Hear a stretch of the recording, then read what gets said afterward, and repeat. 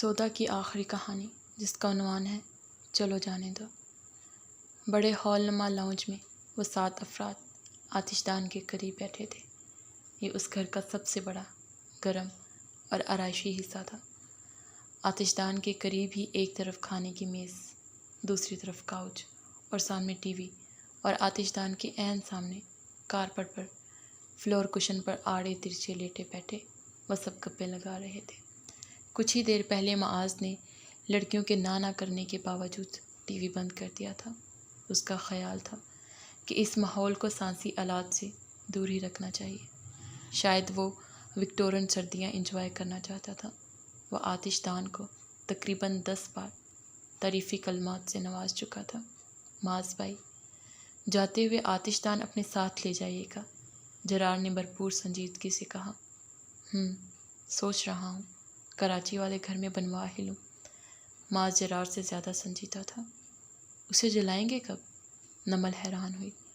جب موسم بدلے گا۔ موسم کب بدلے گا؟ ایک انگلش اخبار کے مطابق دنیا کے موسم خطرناک حد تک تبدیلی کا شکار ہے اور تیزی سے بدل رہے ہیں۔ اس رپورٹ کو پڑھ کر مجھے اندازہ ہوا کہ کسی بھی دن موسم تیزی سے بدل سکتا ہے اور کراچی میں برف باری ہو سکتی ہے۔ آپ سنجیدہ ہیں؟ ہیرا حیران ہوئی۔ بالکل، ان کے چہرے کے تاثرات بھی سنجیدہ ہی تھے۔ چاہو تو وہ اخبار پڑھ لو۔ یہ ایک دیوانے کا سا سنجیدہ پن ہے۔ ہیرا شامل گفتگو میں شریک ہوا۔ Shut up! معاذ کو نہ جانے کیوں غصہ آیا۔ دیکھ لینا ایسا ہوگا، ہم زندہ ہوں گے نہ تب۔ شامل نے ہاتھ میں مونگ پھلیوں کو مسل کر معاذ کے منہ کے قریب لا کر پھونک ماری اور جھٹ سے منہ کھول کر ساری منہ میں ڈال دی۔ 1 ماہ پہلے معاذ کا دوست یہاں سے ہو کر گیا تھا۔ سبز پہاڑوں کے برف پوش پہاڑوں میں ڈھلنے کے قصے اس نے ایسے اور اتنے مزے لے کر سنائے کہ معاذ سے رہا نہ گیا۔ لاہور سے خالہ زاد شامل اور عفان کو، ماموں زاد جرار، ہیرا اور نمل کو، اور پنڈی سے مدیحہ کو جو اس کے سب سے چھوٹی خالہ کی 15 سالہ بیٹی تھی، اپنے ساتھ ملا لیا۔ سوچو یار، کتنے پاگل نہیں! میں 26 سال کا ہونے والا ہوں اور اب یہاں آ رہا ہوں، لیکن میں صرف 18 سال کا ہوں۔ میں آپ سے کم پاگل ہوں۔ جرار نے دانت نکالے۔ جب سے وہ مری آیا تھا، یا اس کے دانت بچ رہے تھے یا نکل رہے تھے۔ تمہیں لایا کون ہے یہاں؟ تمہارے ابا نے تو پورے 2 گھنٹے کا لیکچر دیا تھا کہ جنوری میں مت جاؤ۔ ابا لوگوں کا یہی کام ہوتا ہے، چھوڑیے انہیں۔ میرا بتائیں، کیا میں نے کچھ کہا؟ اف کی؟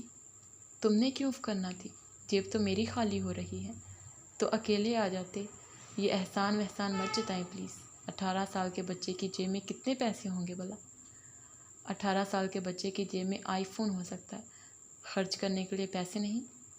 میں فری میں نہیں آئی، رہائش میری طرف سے ہے۔ مدیحہ نے پستہ نکال کر چھلکا جرار کی طرف پھینکا۔ واہ مدیحہ، کیا گپ ماری ہے! ماحول کو گرما دیا ہے۔ شامل اور عفان، ذرا کھڑکیاں تو کھول دو۔ کیوں؟ مدیحہ چڑھ گئی۔ پہلے تمہارے پاپا کو لمبی تمہید کے بعد میں نے یہ بات یاد دلائی کہ ان کے بھائی اور تمہارے چچا کا ایک عدد گھر ہے نیو مری میں، جسے تمہارے چچا ریسٹ ہاؤس کہتے پھرتے تھے۔ ایک لمبی ہوں کے بعد، جس میں ناگواری شامل تھی، تمہارے پاپا کو یہ ریسٹ ہاؤس یاد آیا، اور تمہارے چچا جو عشاء کے بعد موبائل آف کر دیتے تھے، بامشکل تمام ان کے گھر 4 افراد سے رابطہ کر کے ان کے موبائل آن کروایا۔ تو آپ ان چاروں میں سے کسی ایک کو کہتے نا کہ چچا جان سے بات کروا دیں۔ جرار مدیحہ کے چچا سے متعلق گفتگو ہمیشہ بہت انجوائے کرتا تھا۔ ان چاروں میں سے کوئی بھی اپنا موبائل اپنے پاپا کو ضرورتاً بھی دینے کا رسک نہیں لینا چاہتا تھا۔ معاذ نے آنکھ دبا کر جرار کو وضاحت دی۔ مل تو گیا نا فری میں ریسٹ ہاؤس؟ مدیحہ اتراک کر بولی۔ ہاں مل گیا۔ ایک لمبی ہدایات، ضروریات، احتیاطیات، امکانات، تمکنات۔ جرار نے رک کر سانس لیا اور فضولیات کی لسٹ سننے کے بعد مدیحہ کے علاوہ سب دل کھول کر ہنسے۔ جرار بلا وجہ دیر تک ہنستا رہا۔ ریسٹ ہاؤس قدرے نشیب میں تھا۔ پہلے ایک ٹہلان پتلی سڑک، پھر 4 بڑی اور کھلی سیڑھیاں، پھر کچا پکا راستہ، پھر 6 عدد سیڑھیاں، پھر کچا پکا راستہ، اور کنارے پر مزید 10 قدم سیڑھیاں اتر کر 3 کمروں کا یہ نیلی چھت والا ریسٹ ہاؤس اوپر سڑک سے تو ریسٹ ہاؤس نظر بھی نہیں آتا تھا۔ گاڑی پارک کر کے اپنا سامان باہر نکال کر سب سے پہلے جرار نے سڑک سے گھر کی طرف جانے والے راستے پر موجود برف پر اپنا پہلا قدم رکھا، جیسے چاند پر نیل نے رکھا ہوگا۔ یہ ان سب کا پہلا مشترکہ ٹور تھا کسی بھی پہاڑی اور برفانی علاقے میں۔ آس پاس بکھری برف کو ان سب نے بے یقینی سے دیکھا۔ پینڈو، نمل زیر لب بڑبڑائی، کون سا رستہ اور کیسی سیڑھیاں؟ ریسٹ ہاؤس تک کا سارا رستہ برف سے ڈھکا ہوا تھا۔ گرتے پڑتے ماز اندر سے جبار کو بلا کر لایا، جو اپنے ساتھ کدال اور ایک پتلا ڈنڈا لیتا آیا۔ کدال سے اس نے سیڑھیوں کی شکل دینے کی کوشش کی۔ برف بری طرح جم چکی تھی۔ بامشکل 2 قدم ایک لمبی لائن وہ سڑک سے گھر تک بنا سکا۔ لڑکے گرتے پڑتے سامان شفٹ کرنے لگے۔ لڑکیاں لانگ شوز اور لانگ کوٹ سنبھالتی جبار کا سہارا لیے باری باری گھر تک جانے لگی، اور جاتے جاتے 3-4 بار مزے سے پھسلی۔ فلموں میں تو ہیروئن مزے سے ڈانس کرتی رہتی ہے برف پر، ہم کیوں بار بار پھسل رہے ہیں؟ نمل نے گر کر اٹھتے ہوئے کہا۔ یہ پاکستان کی برف ہے شاید، اس لیے، اور وہ یورپ کی ہوتی ہے۔ ہیرا نے ہمیشہ کی طرح زیادہ پڑھے لکھے ہونے کا ثبوت دیا۔ ایک تو ہر اچھی چیز یورپ میں ہی ہے۔ نمل قدم جما کر چل رہی تھی۔ ہر بار ان کے پھسل جانے پر جبار مذاق خیز انداز سے ہنسنے لگتا۔ وہ گھر کا کل وقتی ملازم تھا۔ رات کو اس کے خراٹے سن کر شامل اور نمل یہ سمجھے کہ شیر باہر کھڑا دہاڑ رہا ہے۔ اس کی ہنسی اور خراٹے ایک جیسا ہی ردم رکھتے تھے۔ برف پر ایسے چلتا تھا جیسے بندر کی طرح چھلانگیں لگا رہا ہو۔ ماز کے نزدیک وہ ایک برفانی بدرو تھی جو خاص برفانی علاقوں میں ہی پائی جا سکتی تھی۔ پتہ ہی نہیں چلا 1 ہفتہ گزر گیا۔ عفان کم بولتا اور سب سے زیادہ مزے کرتا تھا۔ ہفتہ گزر جانے کا دکھ اسے ہی زیادہ تھا۔ ماز، جرار اور شامل کا بس نہیں چل رہا تھا کہ آتش دان میں ہی گھس کے بیٹھ جائیں۔ کراچی کے رہائشی تو باولے ہی ہو جاتے ہیں یہاں آ کر۔ مدیحہ نے ماز سے اپنا بدلہ لیا۔ پنڈی کے رہائشیوں کو یہ موقع بھی نہیں ملتا۔ 15 سال ہو گئے تمہیں پنڈی میں رہتے، اور برف کے گولے بنا کر ایسے اچھال رہی تھی جیسے ہر سیزن یہاں آتی ہو۔ ماز بھی چپ نہیں رہا۔ پڑھنے لکھنے والے بچے گھومنے پھرنے میں اپنا وقت ضائع نہیں کرتے۔ وہ ادا سے بولی، یہاں تم CSS کی تیاری کرنے آئی ہو نا اس بار؟ واپسی کب ہے؟ ہیرا کے سوال پر عفان نے اسے کچھ زیادہ ہی غصے سے گھور کر دیکھا۔ خبردار جو کسی نے واپسی کا نام لیا۔ ماز نے انگلی اٹھا کر سب کی طرف باقاعدہ لہرا کر کہا تاکہ سب دیکھ لیں اچھی طرح۔ گھروں سے فون آئے تو کہو آواز نہیں آ رہی، زیادہ آئے تو فون بند کر دو۔ بند فون بھی بجنے لگو تو فون اٹھا کر باہر پھینک دو۔ یہاں میں تمہیں کھلا رہا ہوں، گھما رہا ہوں۔ وہ سب خود تو کبھی تمہیں یہاں لائے نہیں، اب بچے خود آ گئے ہیں تو برداشت نہیں ہو رہا۔ پھر بھی کب تک؟ شامل جو کافی دیر سے مونگ پھلی نکال کر جمع کر رہا تھا، ایک ساتھ ہی ساری منہ میں ڈال کر پھنسی پھنسی آواز میں بولا، کسی کو کوئی پرابلم ہے یہاں رہنے میں؟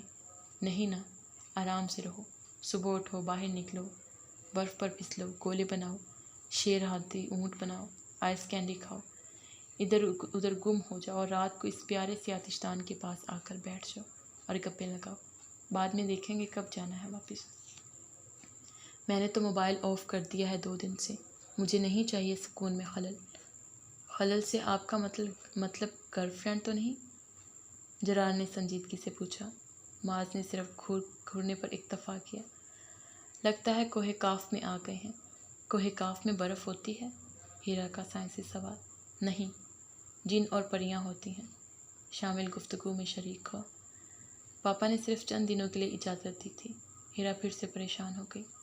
پاپا کا فون آئے تو کہہ دینا برف کا تودہ گرنے کی وجہ سے راستے بند ہیں، ہم ریسٹ ہاؤس میں قید ہیں، راستے کھلتے ہی آ جائیں گے۔ ماز نے مکمل سنجیدگی سے مشورہ دیا۔ میں پاپا سے جھوٹ نہیں بولتی۔ جو جھوٹ نہیں بولتا وہ اپنا سامان تیار کر لے، صبح گھر والوں سے جا کر سچ بول دینا، انتظام کر دوں گا تم سب کے جانے کا۔ ماز نے چڑھ کر کہا۔ یہاں برف کے تودے گرتے ہیں؟ مدیحہ پریشان ہو گئی۔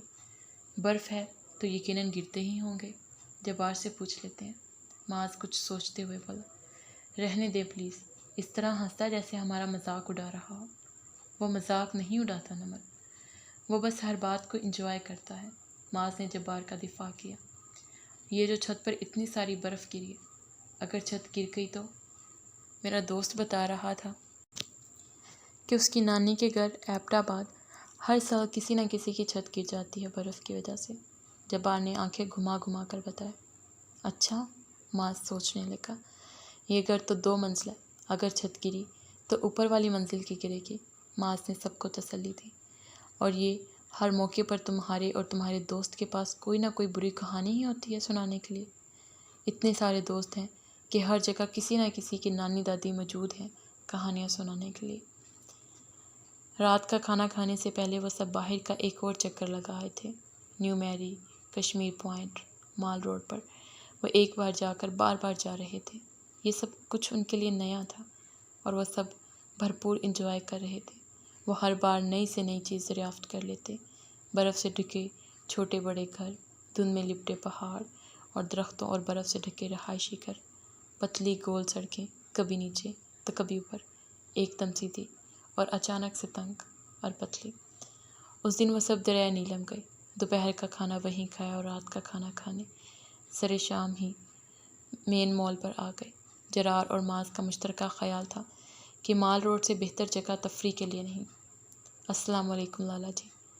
جرار نے دور سے ہی ہاتھ سر تک لے جا کر ہونک لگائی۔ پورے پاگل لگتے ہو۔ مدیحہ کو اس کی یہ حرکت بری لگتی تھی۔ سلام کرنا پاگل پن ہے؟ وہ حیران ہوا۔ مسخرے لگتے ہو پورے، دیکھو وہ خان صاحب بھی ہنس رہے ہیں۔ ہاں تو میں آیا ہی دنیا میں دوسروں کو خوش کرنے کے لیے ہوں۔ موسم ابر آلود تھا، ایسا لگ رہا تھا ہر چیز دھواں چھوڑ رہی ہے۔ ایک ایک 2 کمروں پر مشتمل ہوٹلوں کے باہر کاؤنٹرز پر پکتے کھانوں میں خاص کر ٹکے، کبابوں اور سجی کی خوشبوئیں بہت دل فریب محسوس ہو رہی تھیں۔ ابر آلود گہری شام کی دھندلاتی روشنیاں اور بے فکر لوگوں کی بے فکر چہل قدمی اس شام کا حسن تھا۔ معاذ نے سب کو بڑی بڑی آئس کینڈی لے کر دی۔ واہ! کینڈی کھاتے کھاتے ہر 2 منٹ بعد معاذ کے منہ سے نکلتا۔ مال پر چلتے چلتے لوگوں کا رش انتہا تک بڑھ گیا۔ ہوٹلوں کے انجٹ ہر نئے آنے والے کے پیچھے بھاگتے، ہاتھ پکڑ کر اس کی طرف گھسیٹتے بھی۔ تمہارے ابا تو کہہ رہے تھے اس موسم میں پاگل ہی نکلتے ہیں۔ معاذ نے ہیرا اور مدیحہ کو مخاطب کیا۔ یہ ہزاروں پاگل ہیں کیا؟ یہ ہزاروں لوگ نہیں، ان کے ابا۔ شامل نے اپنا فرض سمجھا اس بات کا جواب دینا۔ Shut up! مدیحہ سے پہلے ہیرا چلائی۔ زیادہ تر لڑکے لڑکیوں کے گروپس تھے، اس موسم میں بوڑھے تو خیر کیا نکلتے۔ کپلز کی تعداد بھی بہت زیادہ تھی۔ زیادہ تر کا تعلق مری، پنڈی، اسلام آباد اور قریب کے ہی دوسرے علاقوں سے تھا۔ ایلیٹ کلاس زیادہ پھر رہی تھی۔ لوگوں کا ایک گروپ ان ٹرالیوں کو، جو وہاں آنے والوں کا سامان، بچوں یا ضعیف افراد کو کرائے پر ایک جگہ سے دوسری جگہ لے جانے کے لیے استعمال کی جاتی ہیں، غلط استعمال کر رہے تھے۔ ایک بیٹھتا، ایک گھسیٹتا۔ پچھلے آدھے گھنٹے سے وہ مال پر یہی تماشا کر رہے تھے۔ 7 بےہودہ ہو ہا الگ سے چلنے پھرنے والے بری طرح بیزار تھے ان کے اس بے ڈھنگے شوق سے۔ مال سے زیر زمین مارکیٹنگ کی ایک دکان سے چپلی کباب اور دوسری دکان سے کڑاہی کھا کر وہ شاپنگ کے ارادے سے ادھر ادھر دکانوں کا جائزہ لینے لگے۔ معاذ پہلے کہہ چکا تھا، جو فارغ ہوتا جائے گاڑی کے پاس آتا جائے۔ گاڑی وہاں سے کافی دور پارک تھی۔ معاذ جہاں تک سہولت سے ڈرائیونگ کر سکتا تھا وہ وہاں تک کر کے گاڑی پارک کر دیتا تھا۔ ان گول گول بل کھاتی سڑکوں پر وہ گاڑی نہیں چلا سکتا تھا۔ ہیرا ایک دکان میں کافی دیر سے کرتے دیکھ رہی تھی۔ وہ فیصلہ نہیں کر پا رہی تھی کہ کرتا لے یا جولری۔ وہ چاہتی تھی اپنی دوست کے لیے ایک جیسی ہی چیزیں لے لے۔ باہر برف باری شروع ہو چکی تھی۔ شام کا اندھیرا گہرا ہونے لگا تھا۔ مال پر افراتفری سی شروع ہو گئی تھی۔ ہیرا نے سر ہال سے نکال کر دیکھا۔ پہلی برف باری انہوں نے ریسٹ ہاؤس میں دیکھی تھی اور دل کھول کر مزہ کیا تھا۔ اس نے جلدی سے اپنا بیگ چیک کیا، اس کے پاس پیسے کم تھے۔ کچھ دیر پہلے نمل اس کے ساتھ ہی اس دکان پر مختلف چیزیں چیک کر رہی تھی، اب وہ غائب تھی۔ باہر نکل کر اس نے 1-2 دکانوں میں جھانک کر مدیحہ کو دیکھا، مگر نہ وہاں مدیحہ تھی نہ ہی کوئی اور۔ گروپ کی صورت انہوں نے پہلے بھی کبھی شاپنگ نہیں کی تھی۔ کوئی کہیں ہوتا، کوئی کہیں۔ بیٹا، آپ مال کے کسی ہوٹل میں رہائش پذیر ہو؟ وہ کرتوں والی دکان پر واپس آئی کہ 1-2 ہی خرید لے جب کام کرتے بزرگ نے پوچھا۔ نہیں، اس نے سر نفے میں ہلایا۔ مال پر برف باری کا ہلا گلا انتہا کو پہنچ چکا تھا۔ اسلام آباد سے آئے ہو تو جلدی نکل جاؤ، برف باری میں سڑک پر پھسلن کی وجہ سے روڈ بند ہو جاتے۔ اور اسلام آباد کے لیے نفی میں سر ہلاتی اگلی بات سنتے ہی وہ تیزی سے باہر کی طرف لپکی۔ باہر بھی افراتفری کا ہی عالم تھا۔ اس کا فون بھی بج رہا تھا، لیکن تیزی سے قدم جما کر چلتے ہوئے وہ بیگ میں سے فون نہیں نکال سکتی تھی۔ مال پر گاڑیوں کی لمبی لائنوں سے نظر آ گئی، گاڑیوں کے ہارن، لوگوں کا شور۔ اچانک ہی منظر کچھ کا کچھ ہو گیا۔ گاڑیوں کے درمیان سے وہ بمشکل آگے بڑھنے لگی۔ کہاں ہو؟ جلدی آؤ۔ مسلسل بجتے فون کو اس نے ایک جگہ رک کر سنا۔ آ رہی ہوں کہہ کر وہ تیزی سے چلنے کی کوشش کرنے لگی۔ مال کی مین سڑک اس نے عبور کر لی تھی، ابل کھاتی گول نیو مری کی طرف جانے والی سڑک، جس کے ایک طرف پہاڑ تھا، درمیان میں چھوٹی سی سڑک اور دوسری طرف کھائیاں، اور سڑک کے انتہائی کنارے پر برف تھی۔ وہ چلتی کہاں برف کے اوپر، جیسے تیسے کر کے وہ کنارے کنارے چلنے لگی۔ گاڑیوں میں بیٹھے لوگ اسے عجیب نظروں سے دیکھ رہے تھے۔ چلنے والوں میں سے وہ اکیلی ہی لڑکی تھی جو جلدی میں تھی، بکھلائی ہوئی تھی اور پریشان بھی۔ جلدی آؤ ہیرا، معاذ کی چوتھی بار کال آئی۔ سب آ چکے ہیں، تم ہی نہیں آئی، کہاں ہو تم؟ فوجی ہمیں یہاں سے جلدی نکلنے کے لیے کہہ رہے ہیں، وہ رستہ کلیئر کروا رہے ہیں، میں گاڑی آگے لے کر جا رہا ہوں، تم ذرا تیز تیز چلو۔ وہ تیز کہاں سے چلتی، دوبارہ پھسل چکی تھی۔ گاڑیاں آگے پیچھے پھنسی کھڑی تھی، لگتا تھا باہر شخص کو جانے کی جلدی ہے۔ ہلکی ہلکی برف باری جاری تھی۔ رکی ہوئی ٹریفک میں کبھی کبھی بڑا انعام حرکت پیدا ہو جاتی، شاید رستہ آگے سے جام تھا۔ پھر ان میں تھوڑی سی زیادہ حرکت نظر آنے لگی اور گاڑیاں آگے پیچھے تیزی سے حرکت کرنے لگی۔ اب تو وہ سڑک پر پاؤں بھی نہیں رکھ سکتی تھی۔ ناچار وہ برف کے ڈھیر پر بیٹھ گئی۔ کچھ دیر بیٹھنے کے بعد اور پھر تھوڑا بہت جتنا رستہ مل رہا تھا چلنے لگی۔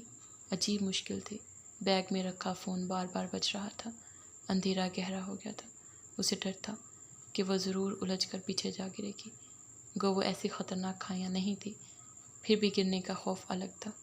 اچانک ایک زوردار دھماکہ سا ہوا اور وہ خوف سے بری طرح گر پڑی۔ برف کے ڈھیر میں شاید کوئی ٹھوس چیز دبی ہوئی تھی، جس کی کمر پر بری طرح لگی۔ اٹھ کر سنبھلنے پر درد کی ایک تیز لہر اس کی کمر میں اٹھی۔ دھماکے کی آواز سے آسان اللہ خطا ہو گئی۔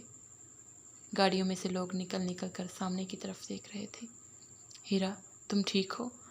معاذ کی گھبرائی ہوئی آواز اسے فون پر سنائی دی۔ وہ رونے لگی، وہ گھبرا گیا۔ 2 گاڑیاں الٹ گئی ہیں۔ کیا؟ وہ درد بھول کر چلائی۔ ہاں۔ تم تو حادثے والی جگہ کے پاس نہیں ہو نا؟ کہاں ہو تم؟ مجھے نہیں معلوم، میں برف پر بیٹھی ہوں، میں گر بھی گئی، کمر میں درد ہے بہت، آگے جانے کا رستہ نہیں ہے، آپ کہاں ہیں؟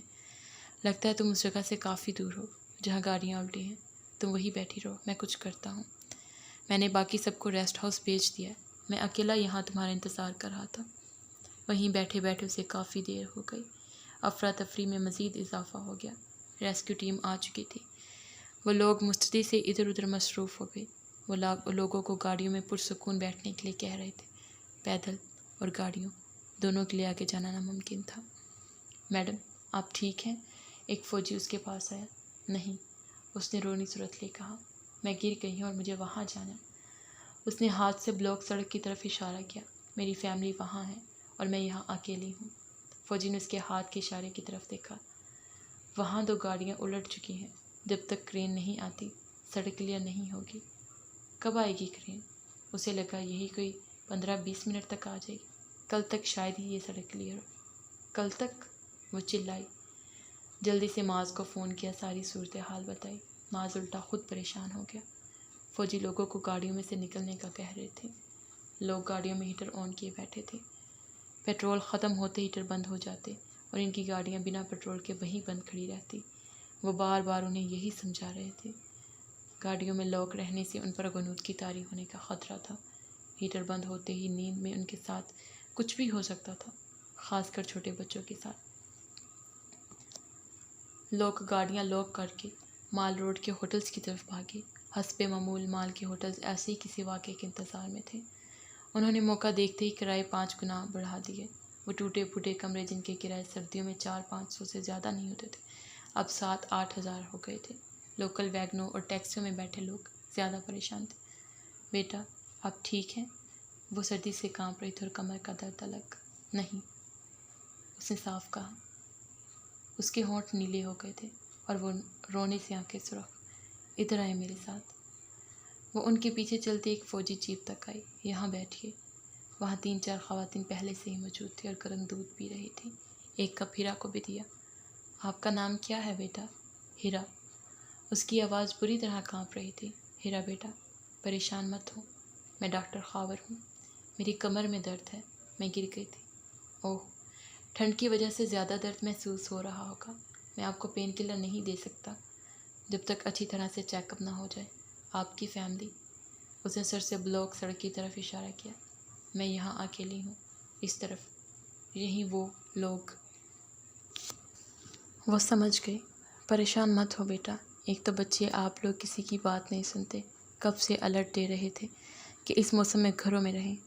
میں لاہور سے آئی ہوں بیٹا، رات تک تو یہ رستہ کلیئر نہیں ہوگا، آپ اکیلی ہو، ہوٹل بھی نہیں جا سکتی۔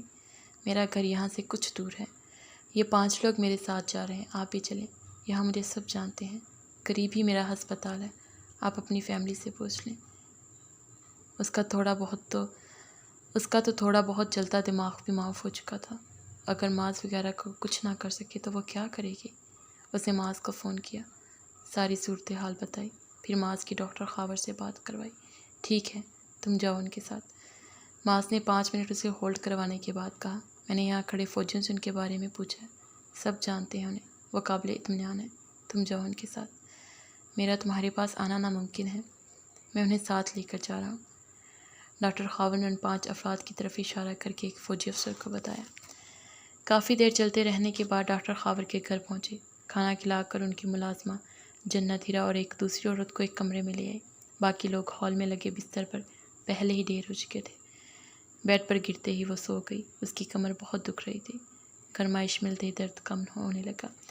اس میں اتنی ہمت بھی نہیں تھی کہ اٹھ کر واش روم تک ہی چلی جاتی۔ وہ اتنی گہری نیند سوئی جیسے اپنے بیڈ روم میں ہو۔ اس کی آنکھ کھلی تو کمرے میں کوئی نہیں تھا۔ فریش ہونے کے بعد وہ کمرے سے باہر آئی۔ گھر میں بہت سے افراد کی موجودگی کے آثار نظر آ رہے تھے۔ وہ کچن میں آ گئی۔ گھر بہت بڑا، کھلا اور کشادہ تھا۔ آتش دان بہت بڑا اور قدیم طرز کا تھا۔ لاؤنج کے ایک طرف کچن اور دوسری طرف ہال نما کشادہ کمرہ تھا۔ ہال کے ساتھ ہی آگے پیچھے 2 کمرے بنے تھے، جن میں سے ایک میں وہ سوئی تھی۔ یہ لے، آپ ناشتہ کریں۔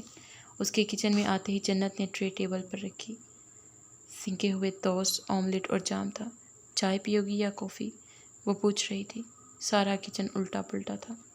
استعمال شدہ برتنوں کا ایک ڈھیر جمع تھا۔ جنت تیزی سے کام سمیٹنے کی کوشش کر رہی تھی۔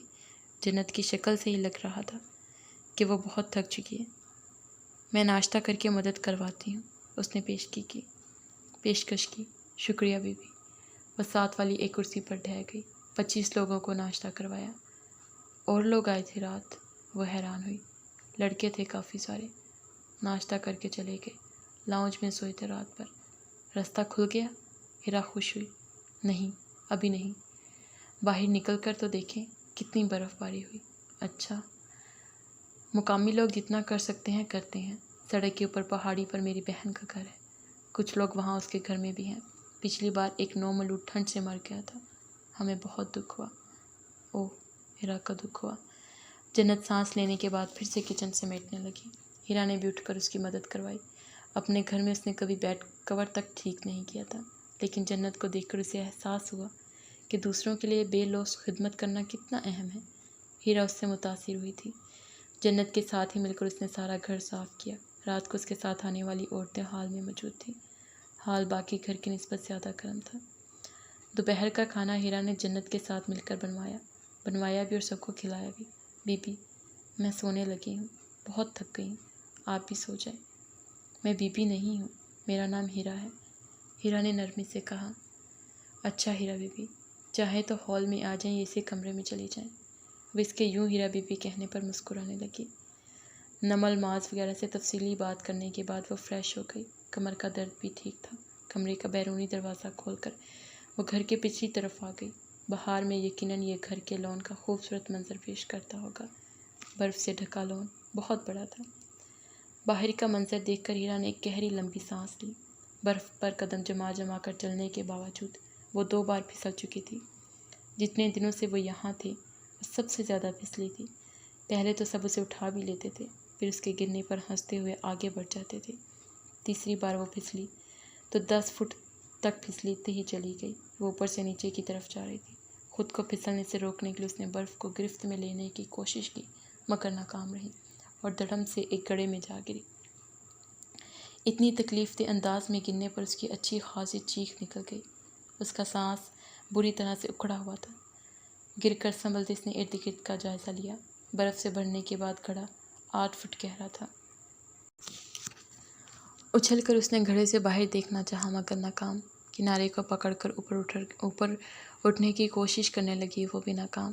اس کی گرفت کناروں پر موجود برف پر جم ہی نہیں رہی تھی۔ ایک بار وہ گڑھے سے تقریباً آدھی اوپر آ چکی تھی کہ پھر نیچے۔ اسی لمحے اس نے کچھ فاصلے پر کسی کو دیکھا۔ شاید نظر کا دھوکہ تھا۔ پوری طرح دیکھنے سے پہلے ہی وہ دھڑم سے نیچے۔ شاید دھندلے لپٹی کوئی چیز تھی۔ وہ دعا مانگنے لگی کہ وہ جنت ہی ہو۔ جنت، جنت، لیکن جنت نہیں آئی۔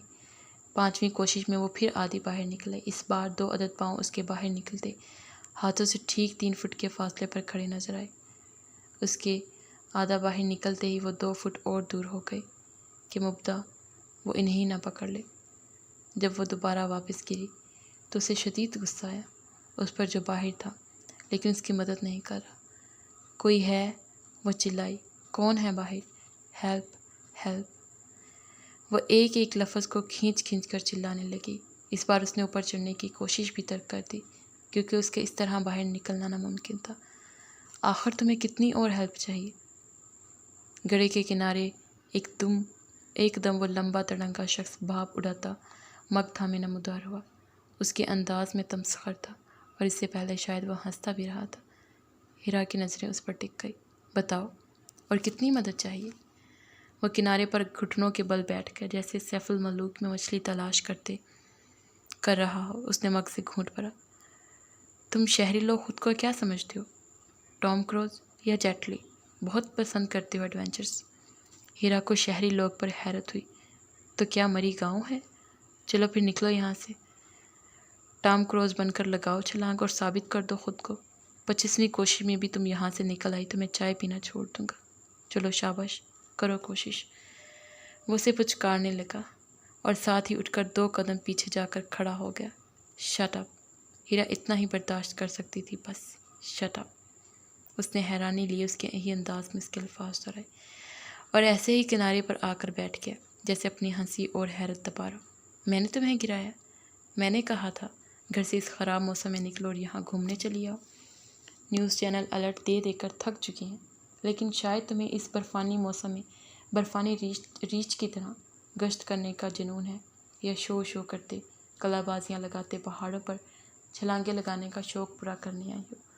وہاں سے نکال کر پاپا تمہیں یہاں لائے، مگر وہی تمہاری جیٹلی ٹائپ کی روح تمہیں پھر گھر سے باہر لے اور تم اس گھڑے میں آ گری۔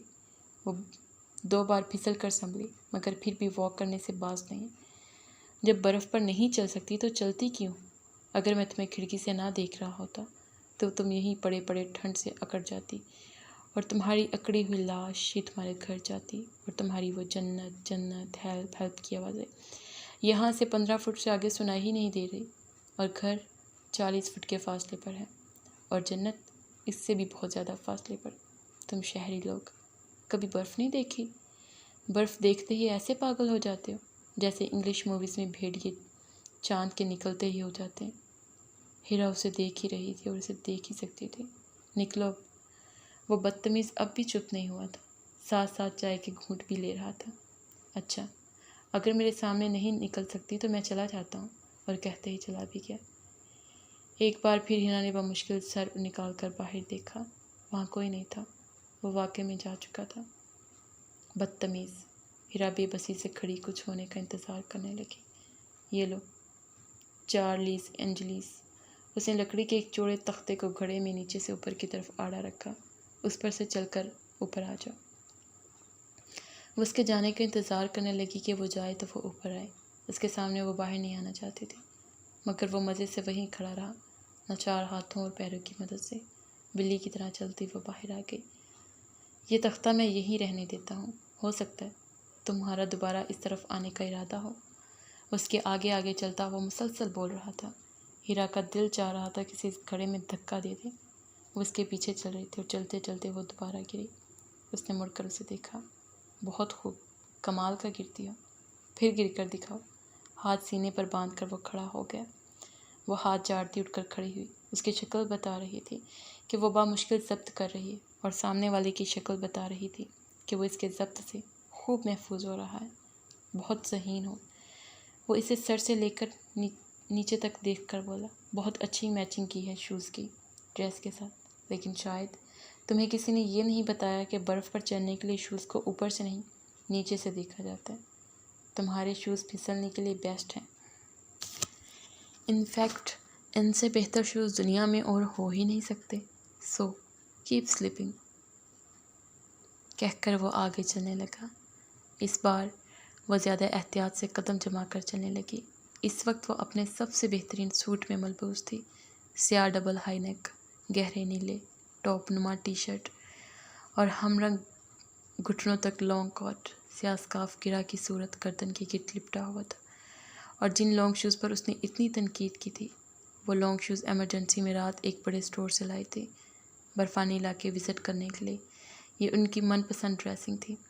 اس کی قسمت خراب کہ چلتے چلتے وہ ایک بار پھر پھسل گئی۔ اس نے ایک زوردار قہقہ لگایا اور دیر تک ہنستا رہا، جیسے سالوں بعد موقع ملا۔ بہت خوب، بہت خوب۔ غصے اور خفت سے وہ وہیں بیٹھی رہی۔ اس نے اس کے سامنے اٹھ کر چلنے کی کوشش ہی ترک کر دی اور اس کے وہاں سے چلے جانے کا انتظار کرنے لگی۔ کیا انداز ہے شہری لوگوں کا، بلند بانگ خود کلامی کرتے۔ وہ واقعی چلا ہی گیا۔ ایک بار مزید گرنے کے بعد وہ بھی اندر آ ہی گئی۔ کچن میں اسے اس کے اور جنت کے ہنسنے کی آوازیں آ رہی تھی۔ خفت اور شرمندگی سے اس کا برا حال تھا۔ اتنے لمبے تڑنگے انسان کے سامنے اس کی اتنی بے عزتی ہو گئی تھی۔ کچھ ہی دیر میں جنت اس کے لیے چائے سے بھرا مگ اور 2 ابلی انڈے لے۔ جنت کی آنکھیں ابھی بھی مسکرا رہی تھی۔ ہیرا بی بی، اپنا موڈ خراب مت کیجیے، مہران بھائی ایسے ہی ہیں، میں بھی گر جاتی تو ایسے ہی کرتے۔ رات بھر ڈاکٹر صاحب کے ساتھ کام بھی کرواتے رہے اور باتیں بھی سناتے رہے سب کو۔ لڑکوں کا جو گروپ رات یہاں رہا، ان کے ساتھ تو انہوں نے حد ہی کر دی۔ کہہ رہے تھے کہ اس خراب موسم میں اگر وہ گھر سے نہ نکلتے تو اتنے شاندار حادثے کا شکار کیسے ہوتے۔ جنت کافی دیر تک بولتی رہی، لیکن اس نے نہیں سنا۔ اسے شدید غصہ تھا۔ بدتمیز، جاہل، ہیرا غصے سے بڑبڑائی۔ جب وہ جنت کے ساتھ مل کر گھاٹ صاف کر رہی تھی، تب تک گھر میں کوئی موجود نہیں تھا۔ شاید یہ مہران نامی بلا کچھ دیر پہلے ہی گھر آئی تھی۔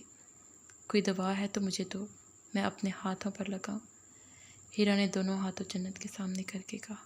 اوہ، وہ ہاتھوں کو دیکھ کر رہ گئی۔ وہ جنت کے ساتھ کمرے میں بیٹھی باتیں کرتی رہی، پھر جنت کچن میں چلی گئی۔ نمل سے فون پر بات کرنے کے بعد وہ بھی کچن میں آ گئی۔ اسے دھڑکا ہی لگا ہوا تھا کہ وہ پھر نہ آ جائے۔ اس شخص کے سامنے اس کی عجیب و غریب درکت بنی تھی۔ جتنا ہو سکا وہ جنت کے ساتھ کام کرواتی رہی۔ رات جو خواتین آئی تھی، انہیں جنت کھانا اور دوا دے چکی تھی۔ ان میں سے ایک کو نمونیا ہو چکا تھا، ایک ویسے ہی بہت بیمار ہو گئی تھی، بار بار کہہ کر رہی تھی۔ بمشکل 7 بجے تھے، کام کروا کے وہ واپس کمرے میں آ گئی۔ 1-2 میگزین رکھے تھے، اٹھا کر پڑھنے لگی۔ پڑھنا کیا تھا؟ عجیب سے میگزین تھے، نہ فیشن سے متعلق نہ شوبز سے۔ بیڈ کی سائڈ پر پین رکھا تھا، اٹھا کر وہ اپنا من پسندیدہ کام کرنے لگی۔ وہ اپنے ہاتھ لگنے والے ہر اخبار، میگزین، تصویر، کتاب پر ناک، کان، مونچھیں، داڑھی، ٹوپی، گول گول دائروں والی بڑی اینک بنا دیا کرتی تھی۔ میگزین میں موجود ماڈلز کو چارلی کی طرح لمبا ٹیل والا کوٹ اور لڑکوں کو سینڈریلا فراک پہنا دیا کرتی تھی۔ بنائے گئے کرداروں کے نام اور ان سے متعلق جملے بھی لکھا کرتی تھی۔ کافی دیر تک وہ میگزین کے ساتھ مصروف رہی۔ ڈاکٹر صاحب کہہ رہے ہیں کہ آپ کو برا نہ لگے تو کھانا ان کے ساتھ کھا لیں، میں آ رہی ہوں۔ سلام کر کے وہ ڈائننگ ٹیبل پر ان کے ساتھ بیٹھ گئی۔ باہر برف باری ہو رہی تھی، آتش دان روشن تھا، مٹر پلاؤ کی خوشبو پھیلی ہوئی تھی۔ گرم اور روشن ماحول بہت اچھا لگ رہا تھا۔ فیملی کیسی ہے ہیرا آپ کی؟ چاولوں کی ٹرے اس کے سامنے کر کے وہ پوچھنے لگے۔ وہ سب ٹھیک ہیں، ہیرا ان کے بارے میں بتانے لگی۔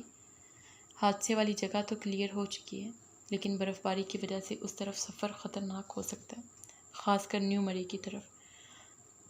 صبح تک کوشش کر کے میں آپ کو بھجوا دوں گا، مگر آپ یہاں اطمینان سے رہیں۔ میری وائف سردیاں شروع ہوتے ہی اسلام آباد بیٹی کی طرف چلی جاتی ہے۔ وہ زیادہ ٹھنڈ پسند نہیں کرتی، ہم 4 لوگ ہی یہاں ہوتے ہیں اس موسم میں۔ آپ کو یہاں کوئی مسئلہ تو نہیں؟ نہیں، اس نے مسکرا کر ان کی طرف دیکھا۔ میں آپ کی بے حد شکر گزار ہوں جو کچھ آپ نے میرے لیے کیا۔ شکر گزار ہونے کی ضرورت نہیں بیٹا، یہ میرا فرض تھا۔ جنت نے مجھے بتایا تو مجھے اچھا نہیں لگا۔ مہران بس ایسا ہی ہے، اسے ایسا نہیں کرنا چاہیے تھا۔ آپ ہماری مہمان ہو۔ It's okay. ڈاکٹر صاحب شرمندہ شرمندہ سے اسے اچھے نہیں لگے۔ مذاق کرتا ہے بس، وہ سنجیدہ نہیں ہوتا۔ وہ اس کا دفاع کر رہے تھے اور وہ سوچ رہی تھی کہ صبح تو اس نے یہاں سے چلے ہی جانا ہے، پھر کیوں نہ وہ مسٹر مہران صاحب کا حساب برابر کرتی جائے۔ آپ اتنے شفیق ہیں اور ان کا رویہ برتاؤ۔ وہ جان بوجھ کر خاموش ہو گئی۔ ادھوری بات زیادہ پراثر ہوتی ہے۔ کھانا کھاتے یکدم ان کے ہاتھ رک گئے۔ اتنی بدتمیزی سے وہ میرا مذاق اڑاتے رہے، بلند بانگ کہہ کے لگاتے رہے۔ گھر آئے بے بس مہمان کے ساتھ کوئی ایسا کرتا ہے؟ وہ بھول گئی تھی کہ وہ گھر آیا مہمان نہیں، گھر لائی گئی پناہ گزین ہے۔ ٹھیک کہا ہیرا، یہی بات میں اسے سمجھاتا ہوں۔ اس گڑھے سے اوپر آنے کے لیے مجھے دستانے اتارنے پڑے اور ٹھنڈی برف نے میرے ہاتھ سن کر دی اور خون رسنے لگا۔ اوہ! ڈاکٹر صاحب نے کھانا چھوڑ کر اس کے ہاتھوں کی طرف دیکھا۔ مجھے دکھاؤ۔ اس نے ہاتھ سامنے کیے۔ جنت سے دوا لے کر میں نے لگا لی تھی، مگر درد، پھر بات ادھوری۔ باقی الفاظ اس کے منہ میں رہ گئے۔ جہاں وہ بیٹھی تھی وہاں سے دائیں طرف سیدھے روم میں کچن تھا اور کچن ٹیبل پر کھانا سامنے رکھے وہ اسے نظر آ گیا۔ وہ یکسوئی سے ہیرا کی طرف دیکھ رہا تھا۔ ہیرا گھبرا گئی۔ میں شرمندہ ہوں بیٹا۔ نہیں نہیں، میں تو بس ایسے ہی۔ It's okay. جلدی جلدی پلیٹ صاف کر کے وہ کمرے میں آ گئی۔ کھانا ابھی اس نے اور کھانا تھا، لیکن کیا ضرورت ہے ان سے یہ سب کہنے کی؟ ان کے بیٹے کی شکایت۔ کچھ ہی دیر بعد جنت ٹرے لیا گئی۔ ہیرا بی بی کھانا کھا لیں، آپ نے ٹھیک طرح سے نہیں کھایا کھانا۔ نہیں، میں کھا چکی ہوں، اس نے مروتن کہا۔ ورنہ مٹر پلاؤ تو اس نے ابھی شروع ہی کیا تھا۔ میں رکھ جاتی ہوں، جب دل چاہے کھا لیجیے گا۔ وہ رکی۔ مہران بھائی کہہ رہے تھے بھوکے پیٹ سونے سے رات کو برے برے خواب آتے ہیں۔ ہیرا بری طرح چونکی۔ کھانا مہران نے بھجوایا تھا اور غصہ ایک طرف۔ کھانا اس نے پیٹ بھر کر کھایا۔ معاذ کو فون کیا، باری باری سب سے بات کی۔ ہیرا، معاذ بھائی کی الجھن بھری آواز سنائی دی۔ تمہیں یاد ہے مدیحہ کے چچا نے جو 1 گھنٹے کا لیکچر دیا تھا اس ریسٹ ہاؤس کے بارے میں؟ نہیں، مجھے نہیں یاد۔ اور کیوں یاد رکھتی؟ ہم سب نے بھی یہی کیا، کیوں یاد رکھتے؟ وہ سب ناممکنات، ہدایات، ضروریات، امکانات، احتیاطات، ممکنات اور فضولیات بھول گئے۔ کل رات جبار اپنے گھر جانے کا کہہ کر گیا اور ابھی تک نہیں آیا۔ ہم سب گھر کے اندر دبکے پڑے ہیں۔ برف ہٹانے کے لیے ہمیں تو پورے گھر میں کوئی چیز نہیں ملی۔ معلوم نہیں جبار کب آئے گا۔ تو ہیرا گھبرا گئی۔ ہم تو خود یہاں قید ہیں۔ اوہ! برف باری تو ابھی بھی ہو رہی ہے، وقفے وقفے سے۔ رات تک تو مزید ڈھیر بن جائے گا۔ آپ نے جانے ہی کیوں دیا جبار کو؟ کہہ رہا تھا گیا اور آیا۔ مجھے کیا معلوم تھا کہ گیا اور آیا کے درمیان وہ اتنا لمبا وقفہ دے گا۔ اس کے آتے ہی میں کچھ بھی کر کے تمہیں لینے آ جاؤں گا۔ تم ڈاکٹر صاحب سے میری بات کرواؤ۔ وہ تو شاید جا چکے ہیں ہسپتال واپس۔ میں صبح ان سے بات کروا دوں گی۔ اچھا تو نہیں لگتا نا اس طرح کسی کے گھر رہنا؟ اچھا تو نہیں لگتا، لیکن وہ چپ ہو گیا۔ یقین کرو اس سب میں میرا ذاتی کوئی قصور نہیں، پھر بھی سوچو جو ہوتا ہے اچھے کے لیے ہوتا ہے۔ ہیرا کو ہنسی آ گئی۔ اس نے مہران سے متعلق کوئی بات نہیں بتائی۔ ٹرے کچن میں لا کر وہ برتن دھونے لگی۔ جنت سو چکی تھی۔ گھر میں سناٹا تھا، جیسے یہاں کوئی نہیں رہتا۔ اس کا دل چاہا کہ وہ برف باری میں باہر نکلے اور کسی خان کے ہوٹل سے قہوہ پیے۔ معاذ کے ساتھ وہ نکل بھی جاتی، مگر یہاں سے کیسے جاتی؟ لاؤنج میں بنی قدادم کھڑکیوں سے وہ باہر دیر تک دیکھتی رہی۔ گھر کے اندر اور باہر دونوں طرف کا منظر انتہائی دل فریب تھا۔ وہ کچن کی طرف آنے کے لیے کمرے سے باہر نکلی۔ کمرے سے آگے راہداری کی طرف وہ جیسے ہی مڑی، چھناکے سے فرش پر کچھ گرا۔ یہ وہی مگ تھا جو آج دن میں مہران کے ہاتھ میں تھا۔ فرش پر چائے ٹوٹے مگ سمیت پھیل گئی۔ یہ کیا کیا تم نے؟ وہ غصے سے چلایا۔ ہیرا مگ کے گرنے اور اس کے چلانے پر سہم گئی۔ سوری، وہ بامشکل اتنا ہی کہہ سکی، جبکہ اس سب میں اس کی قطعی کوئی غلطی نہیں تھی۔ سوری، اس نے اس کے لفظ جیسے چبائے۔ جینز جیکٹ اور گردن کے گرد مفلر لپیٹے، سر پر پٹھانوں والی مخصوص ٹوپی لیے وہ اسے اور ٹوٹے مگ کو دیکھ رہا تھا۔ میں ابھی بنا دیتی ہوں۔ میں شرمندہ ہوں انجانے میں۔ کیسے بناؤں گی؟ وہی چبانے والا انداز۔ میں بنا لیتی ہوں چائے۔ وہ سمجھی شاید وہ سمجھتا ہے کہ اسے چائے بنانی نہیں آتی۔ مجھے آتی ہے چائے بنانی۔ بناؤ گی کس سے؟ وہی انداز، پانی، دودھ اور دودھ نہیں ہے اب۔ وہ پریشان ہو گئی۔ اتنی ٹھنڈ میں گھر سے اتنی دور گیا۔ ہوٹل والے کے پاس سارا دودھ ختم ہو چکا تھا، صرف یہ آدھا مگ دودھ ہی مجھے مل سکا۔ میرے سر میں درد ہو رہا تھا، انفیکٹ درد سے پھٹا جا رہا تھا۔ رات کے اس پہر میں اٹھا اور سوچا چائے ہی پی لوں، شاید فرق پڑ جائے درد میں۔ وہ باقاعدہ اداکاری کر رہا تھا، لیکن میں ایسے کیسے کر سکتا تھا؟ میں نے ایسا سوچا بھی کیسے، جبکہ تم یہاں موجود ہو؟ عام حالات ہوتے تو ہیرا تالیاں بجاتی اور کہتی بہت اچھا ہوا، مگر اب آئی ایم سوری۔ مجھے سوری نہیں چاہیے، چائے چاہیے۔ آپ کافی پی لیں۔ میں کافی نہیں پیتا، خشک دودھ ہے تو میں اس کی ڈرائی ملک، پبلک ملک، فریش ملک، سب ملک ختم ہو گئے آج۔ وہ اسی پھاڑ کھانے والے انداز میں بولا۔ وہ اس کی طرف بے بسی سے دیکھنے لگی۔ اس کی قسمت خراب وہ جو اس وقت کمرے سے باہر آئی۔ تمہیں اپنے کمرے میں چین نہیں آتا؟ وہ ہیرا سے ایسے مخاطب ہوتا تھا جیسے دونوں کی بچپن سے خونی دشمنی چلی آ رہی۔ وہ ہیرا سے 5-6 سال بڑا ہوگا، ماں جیسا لمبا اور ورزشی جسم، چند دنوں کی بڑی ہوئی داڑھی اور نکھری ہوئی سانولی رنگت۔ وہ خوبصورت نہیں، بے حد پرکشش، سوبر اور ڈیسنٹ لگتا تھا۔ وہ ان لوگوں میں سے تھا جن کی باروب شخصیت کی وجہ سے ان کے سامنے بولنا ہی نہیں چاہتا۔ میں نے سوری کیا تو ہے، نہ چاہتے ہوئے بھی اس کی آواز رون گئی۔ کیا کروں میں اس سوری کا؟ اپنے سر پر مار لیں، اس نے پھاڑ کھانے والے انداز میں کہا۔ برداشت کی حد ختم ہو گئی، اخلاق ایک طرف، ضبط دوسری طرف، اور انہوں نے میری مدد کی ہے، تیسری طرف رکھ کر وہ بولی۔ اپنی خوشی سے یہاں نہیں آئی، بدقسمتی سے آئی ہوں۔ مجھے نہیں معلوم اس علاقے اور یہاں کے رہنے والوں کے بارے میں۔ مجھے یہ بھی معلوم نہیں کہ کیسے شوز پہن کر برف پر چلا جاتا ہے، اور مجھے یہ بھی معلوم نہیں تھا کہ یہاں میں آپ کی چائے سے ٹکرا جاؤں گی، سارا دودھ بھی ختم ہو جائے گا۔ معلوم ہوتا تو چائے سے ٹکرانے کے بجائے میں اس گڑھے میں گرنا پسند کرتی اور اپنی اکڑی ہوئی لاش کی صورت گھر جانا پسند کرتی۔ وہ سانس لینے کے لیے رکی۔ وہ زمین سے مگ کے ٹکڑے اٹھا کر سیدھا اپنے کمرے کی طرف بڑھ گیا۔ جاہل، گوار، پاگل، زیر لب 2-3 گالیاں دے کر وہ کمرے میں آ گئی۔